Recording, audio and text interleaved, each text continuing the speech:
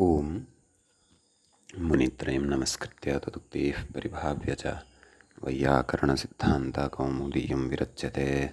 सर्वेभ्यः श्रोतृभ्यः नमः। अस्माभिः गतपाठे यद्यत् पठितं तत् सुकृत् स्मरामः।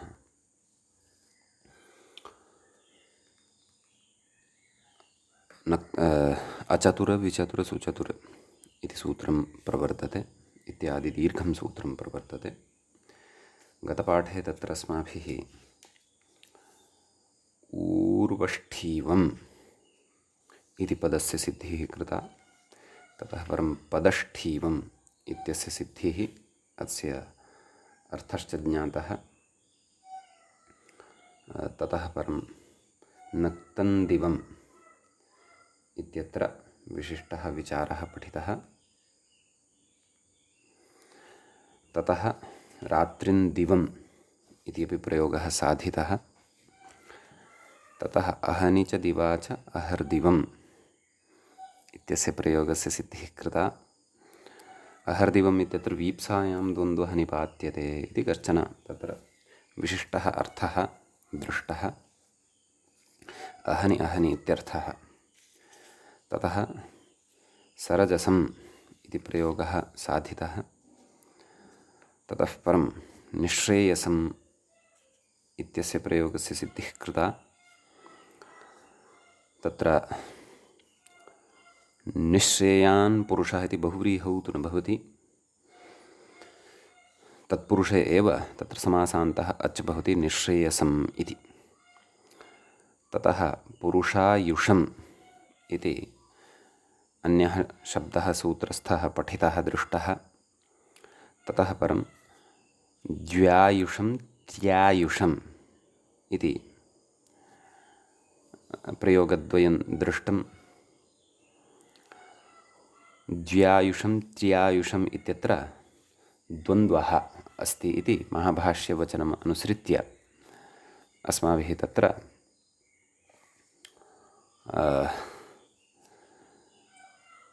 रूपसिद्धिः कृता।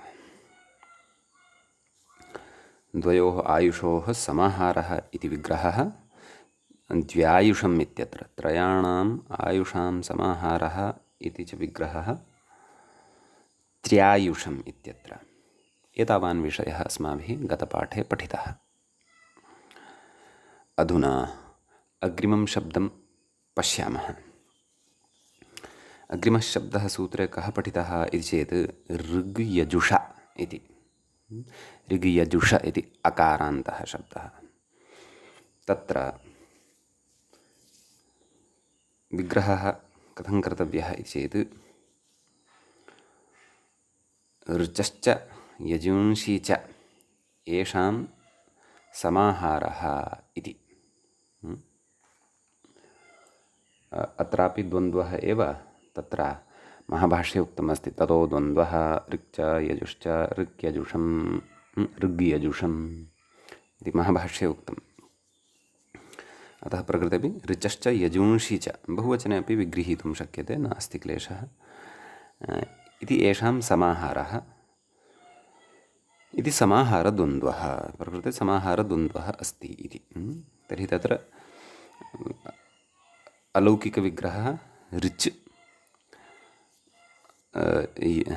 सु ऋच् जस् बहुवचने विग्रहः प्रदर्शितः व्याख्यात्रा इति कृत्वा ऋच् जस् यजुष् जस् समासः प्रातिपदिकसंज्ञा सुबुलुक्, द्वन्द्वः इति कृत्वा चार्थे द्वन्द्वः इत्यनेन समासः प्रातिपदिकसंज्ञा सुबुलुक्। ततः समासान्तः अच् प्रत्ययः ऋग्यजुष् ऋग्यजुष, ततः सु तस्य अम् ऋग्यजुषम् इति लभ्यते प्रयोगः। प्रकृते चकारस्य कुत्वं ततः जष्टुम्, अतः ग इति वर्णः श्रूयते ऋग् इति मध्ये। अस्तु, तर्हि अस्य शब्दस्य विषये अपि चर्चा अभूत्। अग्रे किं वदन्नस्ति ग्रन्थकारः, अपि च के शब्दाः सूत्रस्य सन्ति अवशिष्टाः तान् शब्दानादाय वयं विचारणं करिष्यामः। तत्र अग्रे कथ्यते ततस्त्रयः कर्मधारयाः इति मूले उक्तं खलु। तथा भाष्यादिति भावः इति कथयति कः? व्याख्याता कथयन् अस्ति। भाष्ये उक्तम् अस्ति किं? जातादयः उक्षान्ताः समानाधिकरणाः। जातः उक्षा, जातोक्षः, महानुक्षा, महोक्षः, वृद्ध उक्षा, वृद्धोक्षः इति भाष्ये उक्तम् अस्ति। अतः तत्र भाष्यसिद्धान्तमादाय कथितवान् किं? तत्र त्रयः कर्मधारयाः इति, नाम जातोक्षः, महोक्षः, वृद्धोक्षश्च इत्यत्र कर्मधारयः अस्ति। तत्पुरुषस्य भेदविशेषः सः वयम् इति जानीमः। अस्तु, एकमेकम् उदाहरणमादाय तस्य सिद्धिः करिष्यते। जातोक्षः इति कथं विग्रहः? व्याख्यात्रा विग्रहः प्रदर्शितः, पश्यन्तु। जातश्चासौ उक्षा च इति विग्रहः। एवं किल? उक्षा भवति वृषभः, अतः तत्र मूलप्रातिपदिकं भवति उक्षन् इति। नाम यः युवावस्थां प्राप्तवान् अस्ति यः वृषभः, सः जातोक्ष इति शब्देन व्यवह्रियते। अथवा जातः उक्षा नाम उत्पन्नः उक्षा इत्यपि तत्र अर्थः स्वीकर्तुं शक्यते इति विग्रहः प्रदर्श्यते। तत्र अलौकिकविग्रहः कथं? जातसु उक्षन्सु, यतः उक्षा इत्यत्र पुल्लिङ्गशब्दः नकारान्तः वर्तते, तस्य प्रथमाविभक्तेः एकवचने उक्षा इति पदं भवति। अतः जात उक्षन् इति विग्रहो भवति। ततः अग्रे कथयति अचि सत्युक्षन् शब्दे टिलोपः, अचि सति उक्षन् शब्दे टिलोपः इति वक्तव्यं। तर्हि जात उक्षन् गुणः भवति जातोक्षन् इति। ततः अच् प्रत्ययः अचतुर्विचतुर् इत्यनेन निपात्यते। ततः नस्तद्धिते इत्यनेन अन् इत्यस्य लोपः भवति। अतः जातोक्ष जातोक्ष सुसस्य ऋत्वविसर्गे जातोक्षः। एकस्य रूपसिद्धिः अवगता चेत् महोक्षः, वृद्धोक्षः अनयोः द्वयोः अपि तत्र नास्ति विशेषः। विग्रहे विशेषः, स्वरूपे च विशेषः। किं कथयति? महोक्ष इति कथं विग्रहः तस्य? महांश्चासौ उक्षा च इति। महान् अत्र नाम तस्य दीर्घकायत्वं वर्तते इति तत्र उच्यते। तत्र अर्थः अवगन्तव्यः तस्य महत्त्वे इति। महांश्चासौ उक्षा च इति विग्रहः भवति। अत्र अग्रे कथयति आन्महतः, अर्थात् आन्महतः समानाधिकरणजातीययोः इत्यनेन सूत्रेण तत्र आत्वं भवति। महत् इति शब्दस्य तकारस्य आवर्णः अत्र लभ्यते। अतः महोक्षः इति सूत्रेण अच प्रत्ययः पूर्ववत् टिलोपः, तदेव कथयन्नस्ति व्याख्याता अग्रे अचिटिलोपः इति। एवमेव वृद्धोक्ष इति तत्र विग्रहः कथं? वृद्धश्चासौ उक्षा च इति विग्रहः क्रियते। अचिटिलोपः। एवं तत्र व्यवस्था अवगन्तव्या। नाम वृद्धः वृषभः यः, सः वृद्धोक्षः इति भवति। लोके वयं जातोक्षान् अपि पश्यामः, महोक्षान् अपि पश्यामः, वृद्धोक्षान् अपि पश्यामः। समीचीनम्। एवं रीत्या अत्र अर्थसङ्गतिः क्रियते, उदाहरणानां निर्माणं च क्रियते। समीचीनम्। अग्रे किं कथयति व्याख्याता उपशुनम् इति। मूले उक्तं किमुक्तं शुनः समीपम् उपशुनम् इति। किं कथयति अग्रे व्याख्याता अव्ययीभावात् अच् तथा भाष्यात्। भाष्ये उक्तं, भाष्ये किमुक्तं ततो व्ययीभावः शुनः समीपम् उपशुनम् इत्युक्तं भाष्ये। अग्रिमे शब्दे अग्रिमः शब्दः यः पठितः वर्तते सूत्रे उपशुन इति, तत्र अव्ययीभावसमासः वर्तते इति। एवं खलु।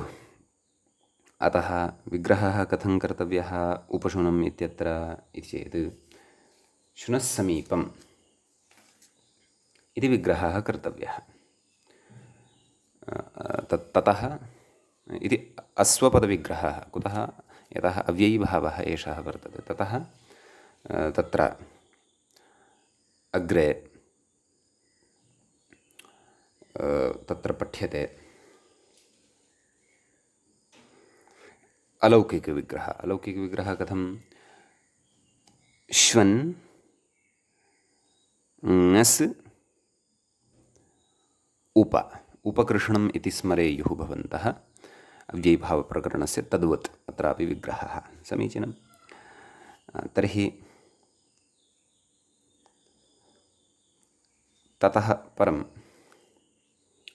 प्रकृते समासान्तः अच् प्रत्ययः नाम अव्ययं विभक्तिसमीपसंवृद्धिः इत्यनेनादौ समासः प्रातिपदिकसंज्ञा सुब्लुक् उपश्वन् इति लभ्यते।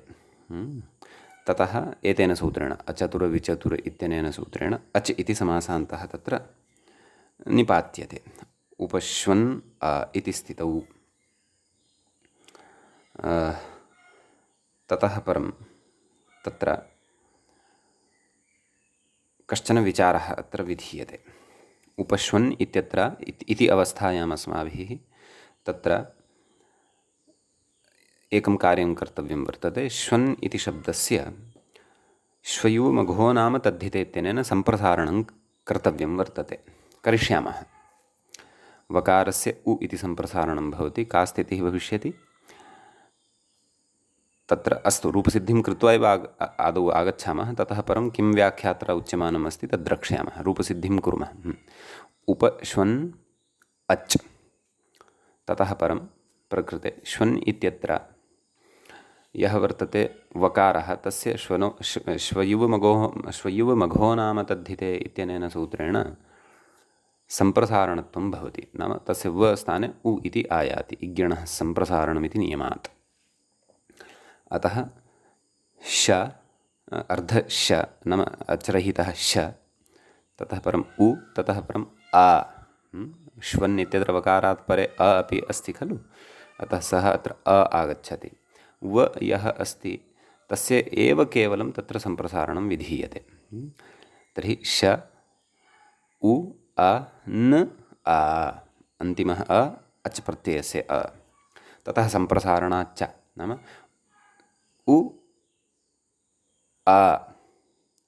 श्वन् इत्यत्र यः वकारात् परः अ आसीत् सः सम्प्रसारणानन्तरम् उ आ तत्र पूर्वरूपं जातम्। उ अ अनयोः उ इत्येव रूपं सम्पन्नम्। अतः श उ शु न अशुन उपशुन सु आगच्छति। ततः तस्य अव्ययादाप्सुपः इत्यनेन सुब्लुक् प्राप्नोति, परन्तु नाव्ययीभावादतों तु पञ्चम्याः इत्यनेन तस्य सोः लुक् न भवति, परन्तु तस्य स्थाने अमादेशः भवति। उपशुनम् इति प्रयोगः सिद्ध्यति। अत्र किञ्चिदुच्यते। पश्यन्तु व्याख्यां पूर्वपक्षं शृण्वन्तु। ननु अत्र नस्तद्धिते इति टिलोपः कुतः न स्यात्? एवं खलु। यथा अस्माभिः वृद्धोक्षन् इत्यवस्थायाम् अन् इति टी लोपः कृतः नस्तद्धिते इत्यनेन, तद्वत् प्रकृते अपि उपश्वन् इत्यवस्थायाम् उपश्वन् इत्यत्र अन् इत्यस्य टिलोपः कुतः न स्यात्? परन्तु टिलोपः यदि भविष्यति तर्हि उपशुनम् इति प्रयोगः न सेत्स्यति। कुतः न सेत्स्यति? पश्यन्तु, प्रक्रियां भवन्तः एव चिन्तयन्तु। उप श्व तु गतः, एवं खलु?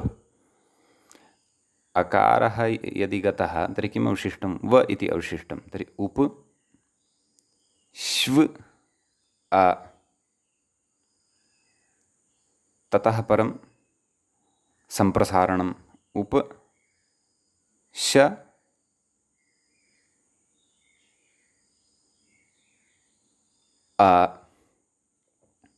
उप श उ ततः गुणः भविष्यति। उपशो इति अनिष्टः प्रयोगः भविष्यति। तत्र अपेक्षितः एव, अतः एव उपशुनम् इति प्रयोगस्य सिद्धिः भविष्यति। तर्हि परन्तु अत्र नस्तद्धिते इति सूत्रं प्राप्यमाणम् अस्ति खलु? अतः कथयति किं? नन्वत्र नस्तद्धिते इति टिलोपः कुतः न स्यात्? अग्रे कथयति, अतद्धिते इति पर्युदासात् श्वयुवमघो नाम, अपि च अतद्धिते इति उक्तम्। एका आपत्तिः तु एषा उक्ता, का नाम नस्तद्धिते इत्यनेन टिलोपः प्राप्यमाणः अस्ति खलु? अपि च अतद्धिते इति प्रतिषेधः उक्तः। क्व? श्वयुवमघो नाम तद्धिते, श्वयुवमघो नाम अतद्धिते, नाम तद्धितप्रत्यये परतः न, नाम श्वन् युवन् तत्र मघवन् एतेषां शब्दानां सम्प्रसारणं तत्र तदा एव भवतु यदि तद्धितसंज्ञकः प्रत्ययः परतः नास्ति। तद्धितसंज्ञकः प्रत्ययः परतः अस्ति तर्हि तु तत्र येषां सम्प्रसारणं न भवति इति उच्यते। श्वयुवमघो नाम तद्धिते, तच्च अस्माभिः शब्दाधिकारप्रकरणे विस्तरेण पठ्यते, एवं खलु? तर्हि कथयति, अतद्धिते इति पर्युदासात् श्वयुवमघो नाम तद्धिते इति कथं वा सम्प्रसारणं स्यात्? नाम कथं तत्र सम्प्रसारणं स्यात् इत्यत आह। अतः कथयति, किं कथयति? टिलोपाभावः सम्प्रसारणञ्च निपात्यते इति मूले उक्तं। पश्यन्तु, टिलोपाभावः नाम नस्तद्धिते इत्यनेन प्राप्यमाणः यः टिलोपः वर्तते तस्य अभावः अत्र निपात्यते सूत्रे। नाम सूत्रे अयं शब्दः पठितः उपशुन इति, तत् शब्द निपातितः उपशुन इति, अतः निपातनवशादेव अत्र अस्माभिः नस्तद्धिते इत्यस्य सूत्रस्य अप्रवृत्तिः ज्ञातव्या, अवगन्तव्या इत्यर्थः। अपि च सम्प्रसारणञ्च निपात्यते। श्वयुवमघो नाम तद्धिते इत्यनेन तद्धिते परतः सम्प्रसारणं न भवति इत्युक्तं। तत्र अतद्धिते इति निषेधात्, परन्तु तद्धिते परे अपि प्रकृते सम्प्रसारणस्य विधानं निपात्यते सूत्रे निपातनसामर्थ्यात्, सूत्रे पाठसामर्थ्यात्। अतः उपशुनम् इति प्रयोगः साधुः इति अत्र कश्चन विचारः अस्माभिः कृतः भवतु। इदानीम् अन्तिमः शब्दः अचतुरविचतुर इत्यादिसूत्रस्य अस्माभिः पठ्यते। सः शब्दः कः वर्तते? गोष्ठश्वः इति कथयति अग्रे। तस्य विग्रहः मूले उक्तः, गोष्ठेष्वा गोष्ठश्वः इति। व्याख्याता कथयति, सप्तमी समासात् अजिति भाष्यम् इति। तत्र भाष्ये उक्तम् एवं, किं? ततः सप्तमी समासः गोष्ठेष्वा गोष्ठश्वः इति। समीचीनम्। अतः तत्रुच्यते, नाम भाष्यप्रामाण्यात् गोष्ठश्वः इत्यत्र सप्तमी तत्पुरुषः एव ग्राह्यः इति अग्रे कथयति। अत एव भाष्यात् सप्तमी समासः, सप्तमी तत्पुरुषसमासः भाष्ये उक्तः निर्दिष्टः, अतः अत्र सप्तमी समासः वक्तव्यः। कुतः? गोष्ठे इति सप्तम्यन्तं पदम् अस्ति चेदपि श्वा इति पदं तत्र शौण्डादिगणे पठितः अस्ति वा इत्यत्र किं विनिगमकं तत्तु गणं दृष्ट्वैव वयं ज्ञातुं शक्नुमः। यदि तत्र श्वन् इति शब्दः न पठितः अथवा श्वा इति पदं न पठितं तर्हि तु सप्तमी समासः सप्तमी तत्पुरुषः सप्तमी शौण्डैः इत्यनेन सूत्रेण न खलु अत्र स्यात्। अतः कृत्वा एव तत्र भाष्यप्रामाण्यमादाय अत्र सप्तमी समासः अवगन्तव्यः। भाष्यपङ्क्तिः एव अस्ति साक्षात्। किमुक्तं पुनः आवर्तयन्नस्मि तां पङ्क्तिं। ततः सप्तमी समासः विग्रहः अपि प्रदर्शितः तत्र गोष्ठेष्वा गोष्ठश्वः इति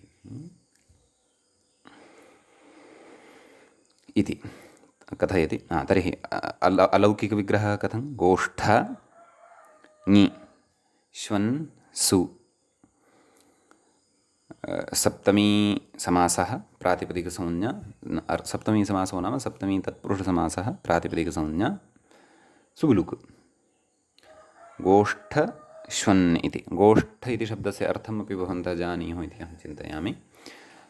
गवां प्रकोष्ठः गोष्ठः भवति। अस्तु, यत्र गावः बध्यन्ते ताः शेरते वा शयनं कुर्वन्ति वा इत्यर्थः। समीचीनं। तर्हि किं कथयति अग्रे टिलोपः। अत्र टिलोपः भवति। गोष्ठश्वन् अ इति अच् प्रत्ययः सूत्रेण निपातितः। गोष्ठश्वन् अ इत्यवस्थायां टिलोपः जातः। किम् अवशिष्टं गोष्ठश्व इति अवशिष्टं। गोष्ठश्व इति जातम्। अतद्धिते इति निषेधान्न सम्प्रसारणं। क्व अतद्धिते इति निषेधः क्व पठितः इति चेत् श्वयुवमघो नाम तद्धिते इत्यत्र पठितः खलु अतद्धिते। अतः तन्निषेधबलात् अत्र सम्प्रसारणं न। तर्हि तत्र कथम् उपशुनम् इत्यत्र सम्प्रसारणं कृतम् इति चेत् निपातनवशादेव। समीचीनम्। अग्रे कथयति षष्ठी तत्पुरुषे तु गोष्ठश्वाः इति प्रयोगः भवति इत्यर्थः। नाम सप्तमी तत्पुरुषे एव अयम् अच् निपातितः भाष्यप्रामाण्यात्। षष्ठी तत्पुरुषे अयम् अच् न। षष्ठी तत्पुरुषे तु श्वन् शब्दस्य प्रथमाविभक्तेः एकवचने श्वाहा इति प्रयोगः यथा भवति तद्वदेव अत्र श्वाः न श्वा इति भवति। विसर्गः न भवति तत्र। यथा उक्षन् इत्यस्य उक्षा तद्वत् श्वन् इत्यस्य श्वा इति प्रयोगः भवति। अतः षष्ठी तत्पुरुषे गोष्ठश्वा इति प्रयोगः तत्र भवति इत्यर्थः। समीचीनम्। आम्, इति एतावान् विशेषः अचतुर विचतुर इति सूत्रगतः वर्तते। इदानीं वयम् अग्रिमं सूत्रं प्रविशामः।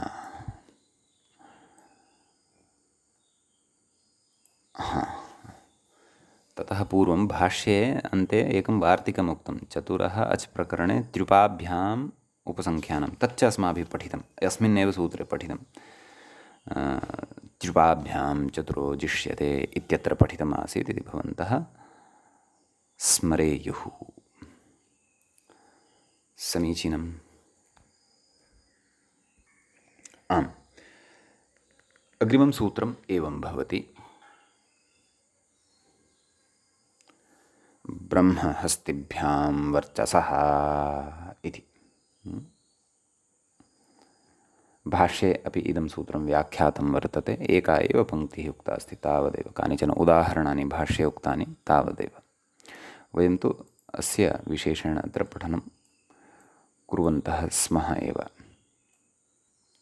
पदच्छेदः द्रष्टव्यः। ब्रह्महस्तिभ्याम् इति पञ्चमी विभक्तेः द्विवचनं भवति। वर्चसः इति पञ्चमी विभक्तेः एकवचनं भवति।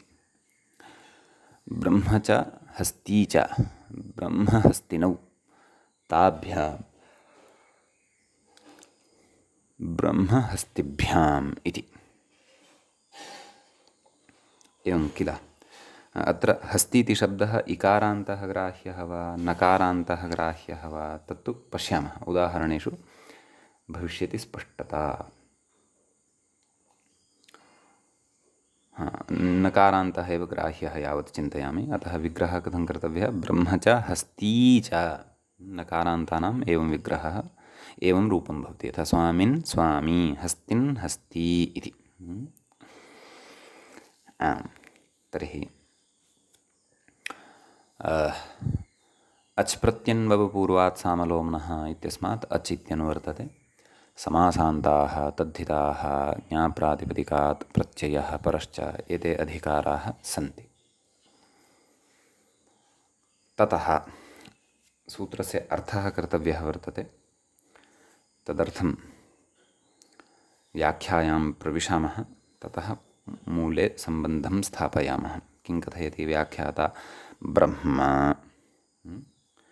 अग्रे कथयति शेषपूरणेन सूत्रं व्याचष्टे अत् स्यादिति। नाम यावान् भागः अपेक्षितः सूत्रस्य अर्थनिर्माणाय तावन्तम् एव भागं तत्र पठित्वा सूत्रस्य व्याख्यानं करोति इति।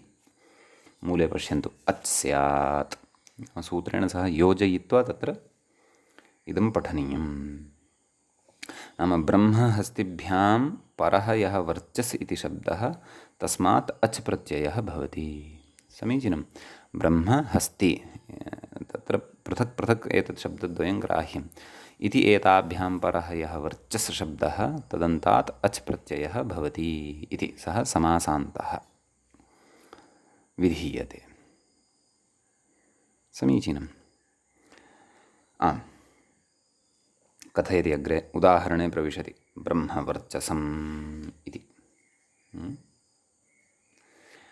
वर्चस्शब्दः प्रकृते तेजसः अर्थे अपि स्वीक्रियते। अन्येपि भिन्नाः अर्थाः सन्ति। तत्र तेजः अपि च अन्ये बहवः अर्थाः सन्ति। तेजः, रूपं, विष्ठा इत्यादिषु बहुषु अर्थेषु अस्य प्रयोगः दृश्यते। अस्तु, अत्र तु तेजः इति अर्थं स्वीकृत्य वयम् उदाहरणेषु सङ्गतिं कुर्मः। अथवा तत्तदुदाहरणे सः अर्थः, युक्तियुक्तः अर्थः गृहीतुं शक्यते। सन्दर्भानुरोधेन वा तत्र अर्थाः गृहीतुं शक्यन्ते। भवतु। ब्रह्मवर्चसम् इति खलु उच्यते। कथं विग्रहः क्रियते? पश्यन्तु व्याख्यातारं। ब्रह्मणो वर्चः इति विग्रहः इति। वर्चस् शब्दः तत्र नपुंसकलिङ्गे स्यात्। वर्चः वर्चसि वर्चांसि, अत एव ब्रह्मणो वर्चः इति विग्रहे दृश्यते। पुल्लिङ्गे स्यात् यदि, तर्हि तु ब्रह्मणो वर्चाः इति प्रथमाविभक्तेः एकवचने प्रयोगः स्यात्। परन्तु तथा न, नपुंसकलिङ्गत्वमेव अस्य वर्तते। समीचीनम्। अलौकिकविग्रहः कथं? ब्रह्मन् ङस् वर्चस् सु इति अलौकिकविग्रहः। षष्ठी इत्यनेन समासः, षष्ठी तत्पुरुषसमासः, प्रातिपदिकसंज्ञा सुब्लुक्। ब्रह्मन् वर्चस् अनेन सूत्रेण अच् प्रत्ययः। ब्रह्मन् इत्यस्य नकारस्य न लोपः, प्रातिपदिकान्तस्य इत्यनेन लोपः। ब्रह्म वर्चस् अ। समीचीनं। ब्रह्मवर्चस। ततः पर्वलिङ्गं द्वन्द्वतत्पुरुषयोः इति न्यायम् आश्रित्य नपुंसकलिङ्गम् अस्य शब्दस्य भवति। अतः ब्रह्मवर्चस् ब्रह्मवर्चससु प्रत्ययः, ततः अम् पूर्वरूपादिकं कृत्वा ब्रह्मवर्चसम् इति प्रयोगः सिद्ध्यति। अग्रिमः शब्दः, अग्रिमम् उदाहरणं किं पठितं? हस्तिवर्चसम् इति। तत्र कथं विग्रहः? हस्तिनः वर्चः इति विग्रहः। नकारान्तं प्रातिपदिकं भवति हस्ती इत्यत्र। तद् उक्तमेव। हस्तिनः वर्चः। प्रकृते वर्चस् शब्दः बलार्थे प्रयोक्तुं शक्यते। नाम हस्तिनः बलम् इति। अतः अत्रापि पूर्ववदेव तत्र षष्ठीसमासः सुब्लुक् हस्तिन् वर्चस् अर्थात् अच्। हस्तिन् इत्यत्र नकारस्य लोपः, ततः हस्तिवर्चस् मेलनेन हस्तिवर्चसा। अत्रापि परवल्लिङ्गं द्वन्द्वौ तत्पुरुषयोः इति नियमम् आश्रित्य अस्य पदस्य नपुंसकत्वं भवति, हस्तिवर्चसम् इति प्रयोगः सिद्ध्यति इति। समीचीनम्। अग्रे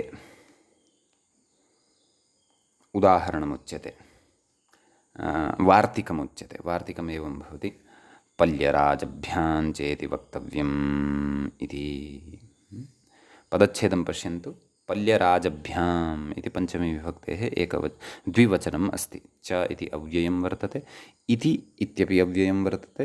वक्तव्यम् इति तु तत्र प्रथमान्तं पदं भवति, नपुंसकलिङ्गे विधीयमानम्। एवं खलु। तत्र वार्तिकस्य अर्थः कृतः वर्तते व्याख्यात्रा। आभ्यां नाम पल्यराजभ्यां, पल्यञ्च राजा च, पल्यराजानौ ताभ्यां पल्यराजभ्याम् एवं रीत्या तत्र द्वन्द्वः अवगन्तव्यः। इतरेतरयोगद्वन्द्वः पल्यराजभ्याम् इत्यस्मिन् पदे अवगन्तव्यः। किं कथयति? आभ्यां परः यः वर्चश्शब्दः तस्मादपि अजिति वक्तव्यम् इत्यर्थः।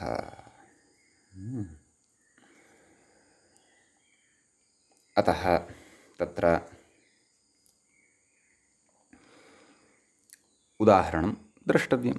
क्रमशः एकमेकम् उदाहरणं द्रक्ष्यामः। पल्यशब्दात् परतः वर्चस्शब्दात् अच् प्रत्ययं द्रक्ष्यामः आदौ। ततः परं राजन् शब्दात् परः वर्चस्शब्दात् वर्चस्शब्दः यः, ततः परम् अच् प्रत्ययस्य उदाहरणं द्रक्ष्यामः। प्रथमम् उदाहरणं किं वर्तते? पल्यवर्चसम् इति। तत्र आदौ पल्य इत्यस्य अर्थमेव कथयति। पलं नाम मांसं। समीचीनं।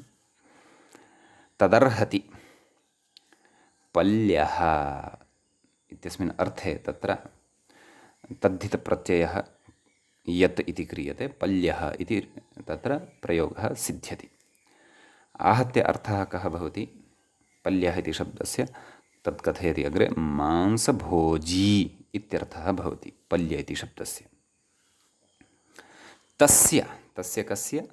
पल्यस्य, अर्थात् मांसभोजिनः इत्यर्थः यः ज्ञातः, तस्य पल्यस्य वर्चः इति विग्रहः तत्र उच्यते। मांसाहारी यः वर्तते, मांसभोजी यः वर्तते, तस्य बलम् इति अर्थः अत्र अवगन्तुं शक्यते उदाहरणस्य। अतः पल्यस्य वर्चः इति विग्रहः अलौकिकविग्रहः, षष्ठीसमासः, प्रातिपदिकसंज्ञा सुब्लुक्, पल्यवर्चस् समासान्तः अच् प्रत्ययः, एतेन वार्तिकेन पल्यराजभ्यां चेति वक्तव्यम्। अतः पल्यवर्चस् पल्यवर्चसा परवल्लिङ्गताम् आश्रित्य पल्यवर्चसम् इति प्रयोगः सिद्ध्यति। एवमेव राजन् शब्दस्य उदाहरति। राजवर्चसं, राज्ञः वर्चः इति विग्रहः। राजन् ङस् वर्चस् सु इति अलौकिकविग्रहः, षष्ठीसमासः, प्रातिपदिकसंज्ञा सुब्लुक्, राजन् वर्चस् अच् प्रत्ययः समासान्तः पल्यराजभ्यां चेति वक्तव्यम् इत्यनेन वार्तिकेन। अतः तत्र राजन् इत्यत्र विद्यमानस्य नकारस्य लोपः राजवर्चस्, ततः तत्र युक्तः भवति आगत्य समासान्तः राजवर्चसा, ततः सु, ततः राजवर्चसम् इति प्रयोगः सिद्ध्यति इत्यर्थः। तत्र कथ्यते राज्ञा वर्चः इति विग्रहः इति तत्र प्रदर्श्यते। राज्ञा वर्चः इति विग्रहः कथं प्रदर्शितः?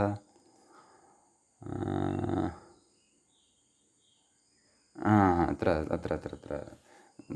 अनुस्वारः योजनीयः उपरि। राज्ञां वर्चः लेखनदोषः। अन्यथा तृतीया तत्कृतार्थेन इत्यनेन साधना यत्र शीर्षासनं कर्तव्यं स्यात्, युक्तिः च चिन्तनीया स्यात्। अस्तु। राज्ञां वर्चसः इति विग्रहे अपि राजवर्चसम् इत्येव सिद्ध्यति। एकवचनत्वेन यदि स्वीकृतः विग्रहः राज्ञः वर्चः इति, तदापि राजवर्चसः राजवर्चसम् इति प्रयोगः सिद्ध्यति। इति एतावान् विषयः अस्मिन् सूत्रे वर्तते। इतः परं वयम् अग्रिमं सूत्रम् अत्र पठिष्यामः। अग्रिमं सूत्रं भवति एवम्: अवसमन्धेभ्यस्तमसः इति। सूत्रस्य पदच्छेदः आदौ द्रष्टव्यः, पदपरिचयः कर्तव्यः। तत्र अवसमन्धेभ्यः इति पञ्चमी विभक्तेः बहुवचनं भवति। तमसः इति पञ्चमी विभक्तेः एकवचनं भवति। अवसमन्धेभ्यः इत्यस्य विग्रहः कर्तव्यः। अवश्च संच अन्धश्च अवसमन्धाः इति। समीचीनं। तेभ्यः अवसमन्धेभ्यः। समीचीनम्। अत्र इतरेतरयोगद्वन्द्वः भवति। समीचीनं। तमस् इति सकारान्तस्य पञ्चमी विभक्तिः भवति। अग्रिमं पदं तमसः इति। सा तु स्पष्टता अस्ति एव अस्माकम्। अच् प्रत्यन्वपूर्वात् सामलोमनः इत्यतः अच् इत्यनुवर्तते। समासान्ताः तद्धिताः ज्ञाप्रातिपदिकात् प्रत्ययः परश्च एते अधिकाराः अपि अत्र यथापूर्वं ज्ञातव्याः। तत्र सूत्रार्थः मूले न कृतः। कुतः? अविशेषात्। नाम विषयः सूत्रेणैव स्पष्टः जायमानः अस्ति इति कृत्वा मूले सूत्रार्थः नोक्तः, परन्तु व्याख्यात्रा उच्यमानः वर्तते। किं कथ्यते? अव सम् अन्ध एभ्यः परः यः तमस् शब्दः तस्मात् अच् स्यात् इत्यर्थः। समीचीनं। तर्हि एकमेकम् उदाहरणं द्रक्ष्यामः। आदौ अव इत्यस्मात् परः यः तमस् शब्दः वर्तते, तस्मात् अच् प्रत्ययान्ततां पश्यामः, अथवा अच् प्रत्ययान्तस्य उदाहरणं पश्यामः। किमुदाहरणम्? अवतमसम् इत्यस्य तत्र उदाहरणम्। अवतमसम् इत्यस्य विग्रहं कृत्वा प्रदर्शयन् अस्ति। कः? व्याख्याता। समीचीनं। किं कथयति? अवहीनं तमः इति विग्रहः। नाम तत्र अन्धकारस्यैव प्रकारविशेषः कश्चन। अवहीनं तमः नाम सामान्यः साधारणः अन्धकारः इत्यर्थः अवगन्तुं शक्यते। अग्रे कथयति प्रादिसमासः कुगतिप्रादयः। एवं खलु? तत्र कुगतिप्रादयः इत्यत्रापि तत्र नाम अवहीनार्थे अव इति प्रादिः उपयुज्यते इति संगतिः तत्र कर्तव्या। अवहीनन्तमः इति तु लौकिकविग्रहः। अलौकिकविग्रहस्तु अत्र अव तमस् सु। एवं रीत्या अलौकिकविग्रहः अत्र ग्राह्यः। एवं किल? ततः परं कुगतिप्रादयः इत्यनेन समासः प्रातिपदिकसंज्ञा सुबुलुक्। अवतमस्। ततः अवसमन्धेभ्यस्तमसः इत्यनेन समासान्तः अच् प्रत्ययः। अवतमस् अ मेलनेन अवतमसा। ततः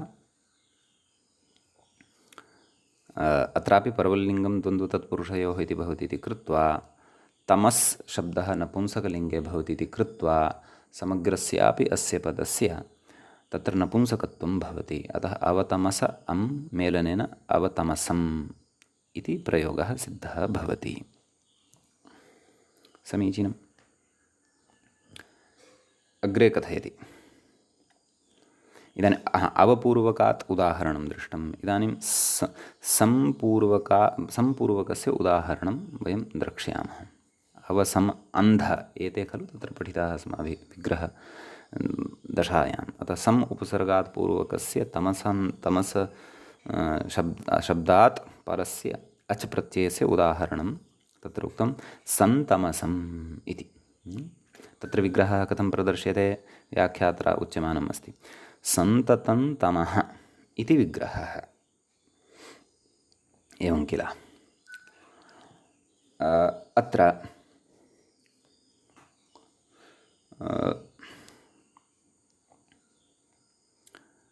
सन्ततम् अर्थात् निरन्तरम् इत्यर्थः। निरन्तरार्थे सन्ततम् इत्यपि उपयुज्यते। सन्ततम् एतस्मिन् अर्थे अत्र सम् इति प्रादिः उपयुज्यते विग्रहे अथवा अस्मिन् प्रयोगे। सन्ततं तमः इति विग्रहः। अलौकिकविग्रहः तर्हि कथं? सम्। सन्ततम् इत्यस्मिन् अर्थे सम् इति तत्र प्रादिः प्रयुज्यते। सम् तमस् सु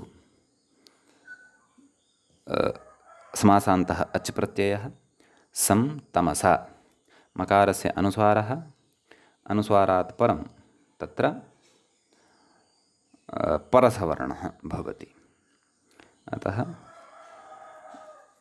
परसवर्णत्वेन मध्ये न इति वर्णः लभ्यते अनुस्वारस्य यै परसवर्णः इत्यनेन। अतः सन्तमसम् इति तत्र प्रयोगः भवति। तत्र वापदान्तस्य इत्यनेन विकल्पेन परसवर्णे सति अनुस्वारात्मकं रूपमपि अत्र अवगन्तव्यं। सन्तमसम् इत्यपि। सन्तमसम् इति न युक्तं रूपं तु भवत्येव। अग्रे किं कथयति? प्रादिसमासः। अयं विषयः चिन्तितः। इदानीम्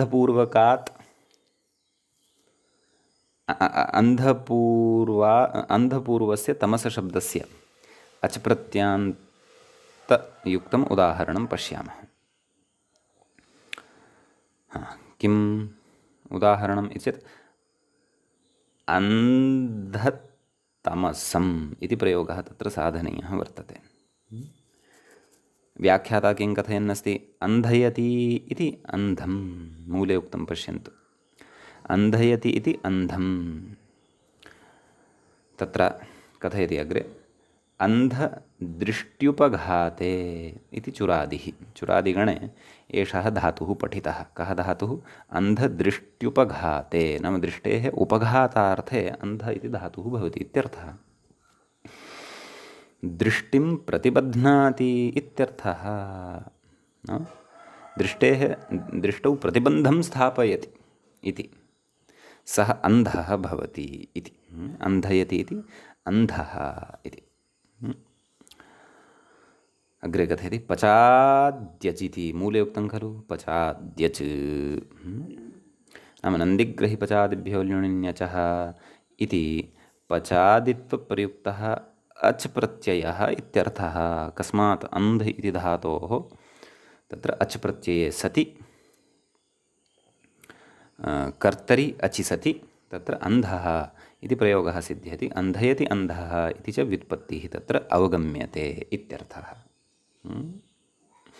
अग्रे कथयति मूले तत्र।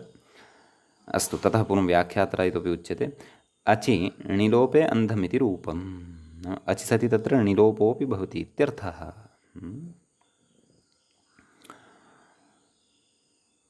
अतः अन्धम् इति सिद्ध्यति इत्यर्थः। अस्तु, कः अर्थः अग्रे? णिलोपः केन? णेरण्णिटि इति अस्माभिः पठिष्यते अग्रे तेन। अग्रे कथयति गाढम् इत्यर्थः फलति। नाम अन्धशब्दस्य गाढम् इत्यर्थः तत्र स्वीकर्तव्यः भवति इति।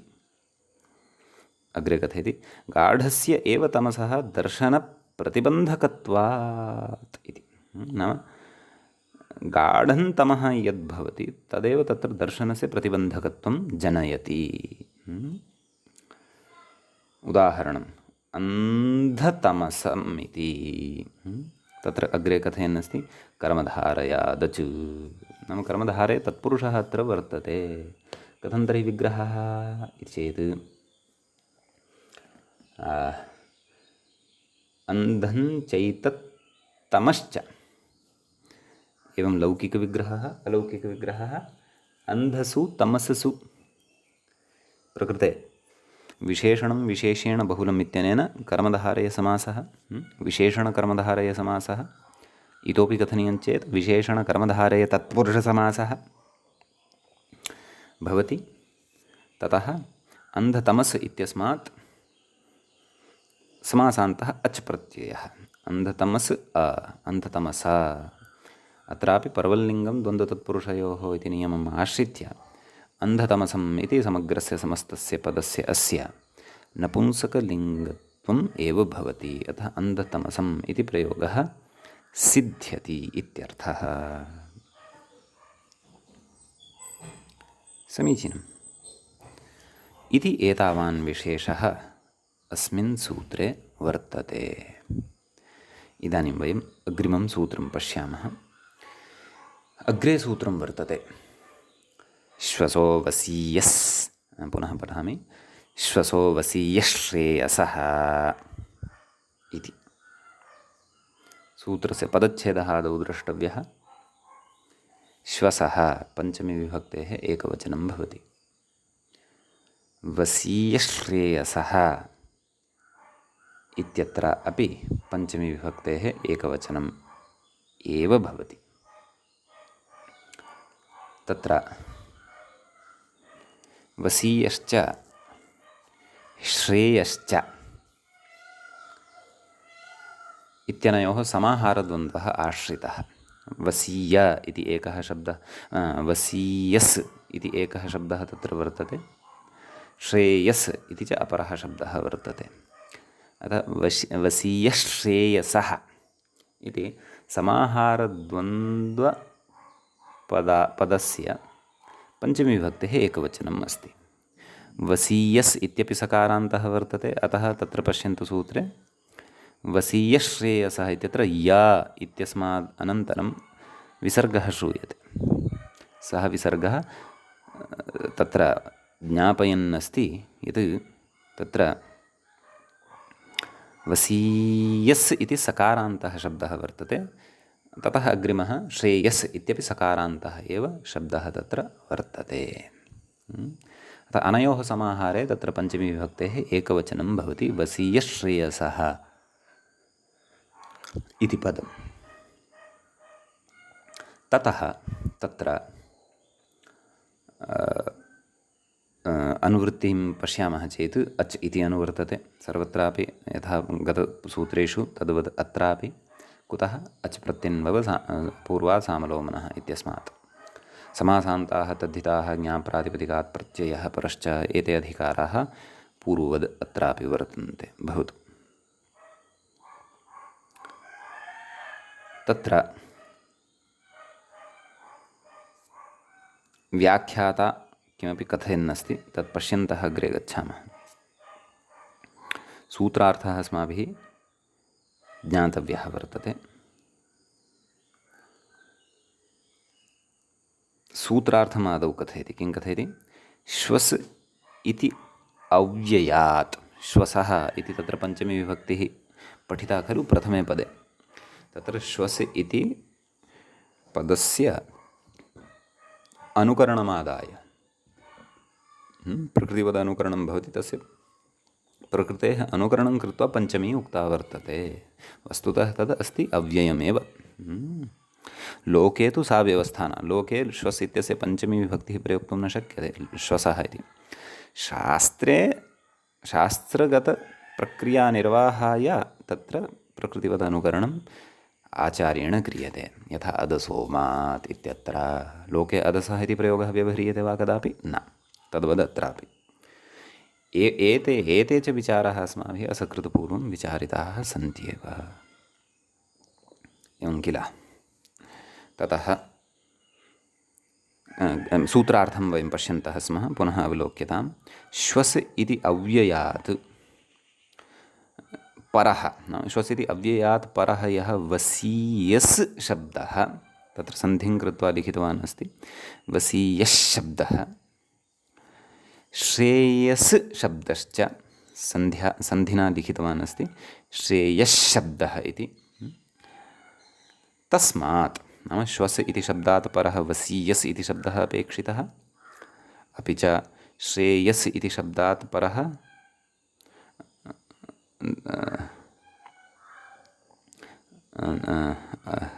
नैव, पुनः कथयामि। श्वस् इत्यस्मात् शब्दात् परः वसीयस् इति शब्दः अपेक्षितः एकस्मिन् उदाहरणे, अपरस्मिन् उदाहरणे श्वस् इति शब्दात् परः श्रेयस् इति शब्दः अपेक्षितः। समीचीनं। पूर्वपदम् अत्र समानं भविष्यति उदाहरणद्वये अपि, उत्तरपदे भेदः अस्ति। समासस्य द्वितीयं पदम् अत्र एकत्र वसीयस् इति, अपरत्र श्रेयस् इति भवति। अग्रे कथयति तस्मात् अच् स्यात्, तस्मात् अच् प्रत्ययः भवति इति अर्थः वर्तते। कस्य? सूत्रस्य। मूले सूत्रार्थः नोक्तः, मूले तु अन्यः एतत् सूत्रसम्बद्धः सैद्धान्तिकः पक्षः कश्चन चर्चितः वर्तते। समीचीनं। तत्र अग्रे कथयति वसुशब्दः प्रशस्तवाची इति। मूले कथयति नाम वसुशब्दः वसीयस् इत्यस्य शब्दस्य रूपसिद्धिं बोधयन् अस्ति। अतः वसीयस् इत्यस्य क्रमशः यदा तत्र व्युत्पत्तिः अवगता भविष्यति, ततः परं तस्य अर्थस्य अपि स्पष्टता भविष्यति। ततः परम् उदाहरणे तस्य विनियोगस्य अथवा उदाहरणसिद्धेः अपि पूर्णतया स्पष्टता भविष्यति इति कृत्वा वसीयस् इति शब्दस्य अर्थम् अथवा निर्माणप्रकारं दर्शयन् अस्ति। वसुशब्दः प्रशस्तवाची इति मूले उक्तम्। वसुशब्दः प्रशस्तवाची नाम प्रशंसावाचकं वर्तते इत्यर्थः। अग्रे कथयति यं कामयेत् वसीयान् स्यात्। वसीयान् इति तत्र प्रथमा विभक्तिः वर्तते। वसीयान्, वसीयांसौ, वसीयांसः एवं रीत्या प्रयोगाः भवन्ति पुंलिङ्गे। स्त्रीलिङ्गे तु वसीयसि, वसीयांस्, वसीयस्यौ, वसीयस्यः एवं रीत्या रूपाणि अवगन्तव्यानि। किं कथयति यं कामयेत वसीयान् स्यात् इत्यादौ, नाम एवं रीत्या क्वचित् प्रयोगः उदाहृतः वर्तते। इत्यादौ नाम अस्मिन् प्रयोगे तथा दर्शनादिति भावः। तस्मिन् प्रयोगे तत्र वसुशब्दः प्रशंसावाचकत्वेन दृश्यते। क्व यं कामयेत् वसीयान् इत्यत्र इत्यादिषु प्रयोगेषु इत्यर्थः। तर्हि अत्र भवन्तः शङ्कां कुर्युः अस्मिन् वाक्ये वसुशब्दः कुत्र अस्ति? अस्मिन् वाक्ये तु वसीयस् इति शब्दस्य प्रथमाविभक्तेः एकवचनं प्रयुक्तं वर्तते वसीयान् इति चेत् वसीयस् इति शब्दः वसुशब्दादेव निर्मितः भवति। अतः तत्र मूलादारभ्य चिन्तनं क्रियमाणं वर्तते। एवं खलु? यद्यपि वसुशब्दस्य अन्येपि बहवः अर्थाः भवन्ति एव, परन्तु प्रकृते तत्र वसीयस् इति शब्दसन्दर्भे यः वसुशब्दः मूलावस्थायां स्वीक्रियते सः शब्दः तु प्रशस्तवाची भवति इत्यर्थः। एवं खलु? अतः अग्रे उच्यते नाम इति दर्शनात्, नाम एवं रीत्या प्रयोगाः दृश्यन्ते। तत्र प्रशंसार्थः ज्ञायमानः वर्तते इति प्रसङ्गानुरोधेन इति अग्रे कथयति। ततः इति मूले गच्छन्तु। ततः ईयसुनि वसीयः नाम वसु इति शब्दात् ईयसुन् इति प्रत्ययः क्रियते इत्यर्थः। कथयति अग्रे अतिशयेन वसुः इति विग्रहे, नाम ईयसुन् इति प्रत्ययः केन इति कथयति। अतिशयेन वसुः इति विग्रहे द्विवचनविभज्योपपदेतरबीयसुनौ इति ईयसुनि, तेन सूत्रेण ईयसुन् प्रत्यये सति का स्थितिः जायते?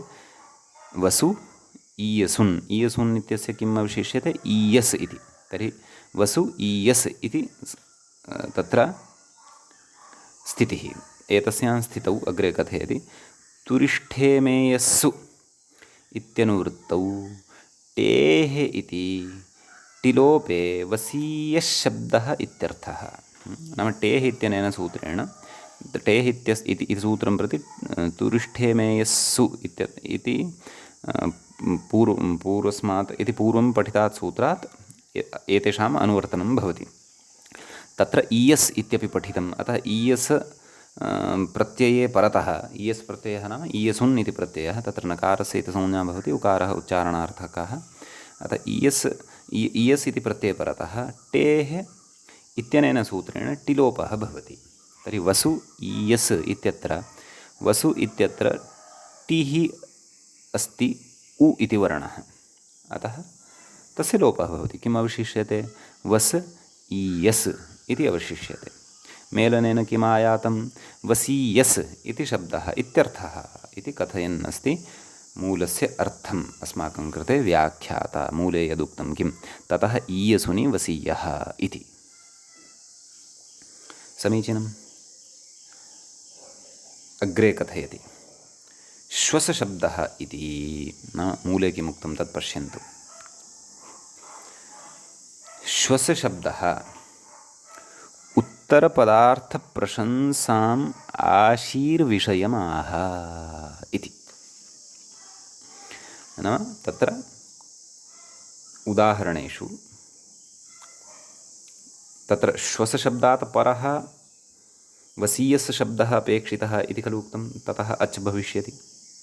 एवमेव श्वसशब्दात् परः तत्र श्रेयस् शब्दः अपेक्षितः, तदा अच् प्रत्ययः भविष्यति इत्युक्तं। परन्तु श्वसशब्दः अत्र कस्मिन् अर्थे स्वीकर्तव्यः? एकस्य वसीयस्य शब्दस्य विषये तु चिन्तनम् अस्माभिः कृतं, श्रेयसशब्दविषये अग्रे करिष्यते। परन्तु उभयत्रापि नाम उदाहरणद्वयेपि यत् पूर्वपदं वर्तते श्वस इति, तस्य कः अर्थः स्वीकर्तव्यः? कुतः इति चेत् श्वः इति तु आगामिदिवसः यः भवति तस्य दिवसस्य कथनाय श्वः इति अव्ययम् अस्माभिः उपयुज्यते इति वयं जानीमः। तर्हि किं तादृशः अर्थः अत्र स्वीकर्तव्यः वा, अथवा कश्चन विशिष्टः अर्थः अत्र वर्तते वा इति जिज्ञासायां तत्र श्वसशब्दस्य अर्थस्पष्टता क्रियमाणा वर्तते। एवं खलु? तदेव व्याख्याता कथयन् अस्ति। पश्यन्तु, यद्यपि श्वसशब्दः कालविशेषवाची, श्वस्तनदिनं यद्भवति तद्दिनस्य कथनाय श्वसशब्दः उपयुज्यते इत्यर्थः। यद्यपि श्वसशब्दः कालविशेषवाची, तथापि प्रकृते शब्दशक्तिस्वाभावात् उत्तरपदार्थभूतां प्रशंसाम् आशीर्विषयञ्च द्योतयति इत्यर्थः। मूले उक्तं खलु, श्वसशब्दः उत्तरपदार्थप्रशंसाम् आशीर्विषयमाह इति। नाम प्रकृते श्वसशब्दः यः वर्तते सः समासे तत्र उत्तरपदार्थः यः वर्तते, नाम उत्तरपदं यद् वर्तते तस्य अर्थः यः वर्तते, कः? प्रशंसापरकः यः आशीर्वादार्थः यः वर्तते, तस्य विषयम् अथवा तमर्थम् अत्र प्रकृते श्वसशब्दः यः वर्तते सः कथयति, तमर्थं द्योतयति। कुतः? शब्दशक्तिस्वभावात्। शब्दानां काचित् स्वकीया शक्तिः भवति। स्वातन्त्र्येण ते शब्दाः यदा प्रयुज्यन्ते तदा तेषां कश्चन अर्थः भवति। तत्रापि शक्तिः एव कारणम् अस्ति। कस्यचित् शब्दस्य अर्थस्फोरणे तत्शब्दगता शक्तिः कारणं भवति। कदाचित् समासे युक्ताः ते शब्दाः तत्र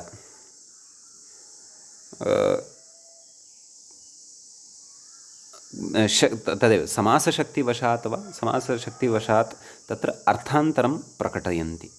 अतः प्रकृतेपि समासे प्रविष्टत्वात् उत्तरपदस्य यः प्रशंसार्थः अत्र स्वीक्रियते,